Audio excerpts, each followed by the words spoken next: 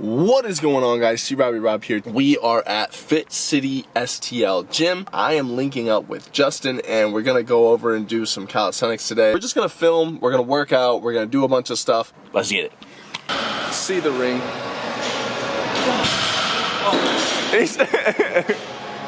It's hard, bro. The stability is different. There you go.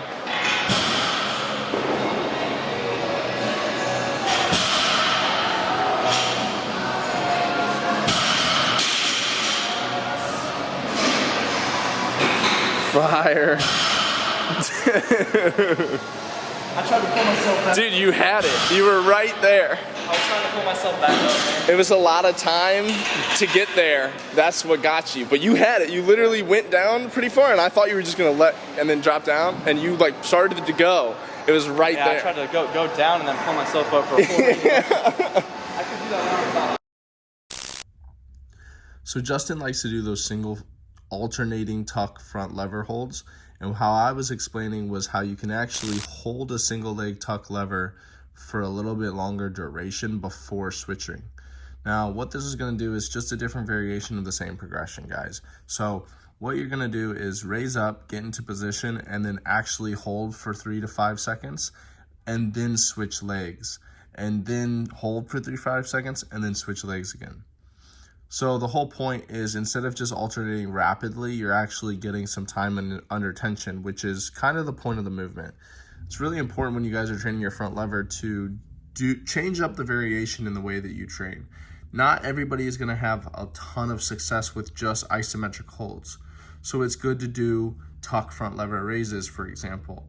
That's kind of what I was showing him here. Doing these tuck front lever raises is a great way to actually make sure that you're getting good form, you're working through a range of motion, and not just fighting through an isometric endlessly doing the same progression. Also showed some like full raises without pauses, stuff like that for the front levers, really important. The whole point of these different training styles is so that you can actually learn the front lever with proper form.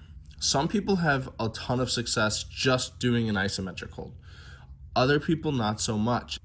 So Justin right here is working on a different progression where he actually raises up and then slowly lowers into that negative.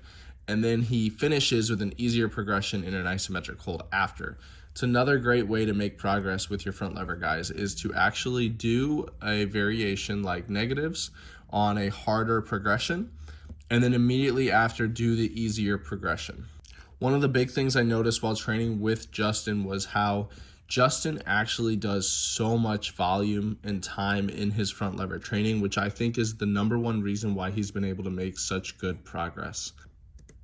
So just to reiterate one more time, guys, to keep it very clear and concise, if you have success in your isometric training, you should do 4 to 5 sets of isometric training.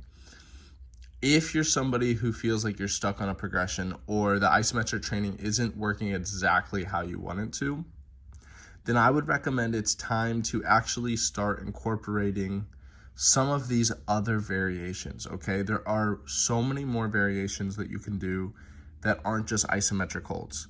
If you're stuck on a single leg front lever, then what I would recommend doing is tuck front lever raises with a hold at the top for 5 seconds and then back down.